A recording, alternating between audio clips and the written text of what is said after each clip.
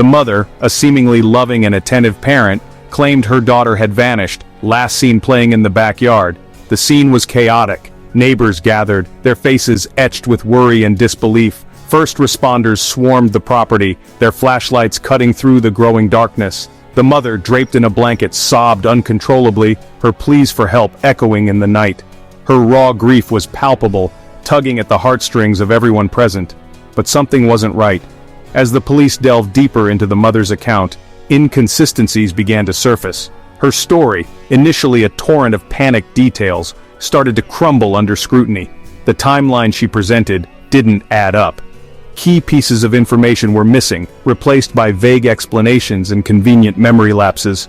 The frantic facade began to crack, revealing a chilling possibility. This was no ordinary missing child case. The investigation took a grim turn when investigators made a horrifying discovery in the family's garage, a small, lifeless body hidden beneath a pile of blankets. It was the missing daughter, her tiny frame bearing signs of foul play. The mother's cries of despair now rang hollow, replaced by the chilling realization that her desperate pleas for help had been a calculated act of deception. The loving mother, the picture of devastation, was now the prime suspect in her own child's murder. The community, once united in concern, grappled with shock and a profound sense of betrayal. How could someone they knew, someone entrusted with a child's life, commit such a heinous act? As the investigation progressed, a darker narrative emerged, one that painted a disturbing picture of the events leading up to the tragic death. The mother, it turned out, harbored a dark secret, a hidden torment that she had desperately tried to conceal. She suffered from severe mental illness, a condition that had gone undiagnosed and untreated for years. The pressure of motherhood, coupled with her deteriorating mental state, had created a perfect storm, leading to a horrific act of violence against the one person she was supposed to protect. Days turned into weeks as detectives meticulously pieced together the puzzle. Interviews with family, friends, and neighbors revealed a history of troubling behavior from the mother.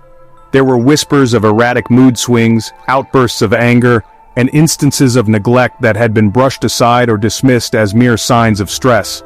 The warning signs were there, but no one had connected the dots. Medical records, subpoenaed as part of the investigation, revealed a history of mental health issues, further solidifying the theory that the mother's actions were driven by a disturbed mental state. Experts, brought in to analyze the evidence and the mother's psychological profile, concluded that she had been suffering from a severe case of postpartum psychosis, a rare but serious mental illness that can cause delusions, hallucinations, and, in extreme cases, violence towards oneself or others. The evidence was overwhelming. The mother, consumed by her illness, had taken the life of her own child. The trial was a media frenzy, the courtroom packed with reporters, legal experts, and members of the public, all grappling with the complexities of the case.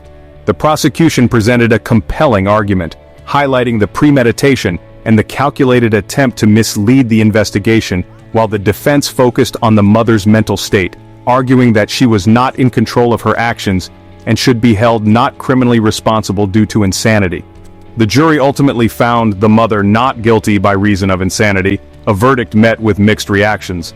Some felt justice had been served, acknowledging the undeniable role mental illness played in the tragedy, while others grappled with the perceived lack of accountability for a life unjustly taken. The case sparked a nationwide debate about the intersection of mental health, criminal justice, and parental responsibility. It forced society to confront uncomfortable truths about the limitations of the system in addressing the needs of individuals struggling with mental illness, particularly when they intersect with the complexities of parenthood. The tragedy served as a stark reminder that the true victims in such cases extend far beyond the individual who loses their life, encompassing families shattered by loss, communities grappling with fear and uncertainty, and a society left to question how to prevent such tragedies from happening again. The mother, deemed unfit to stand trial, was committed to a psychiatric institution, her future uncertain.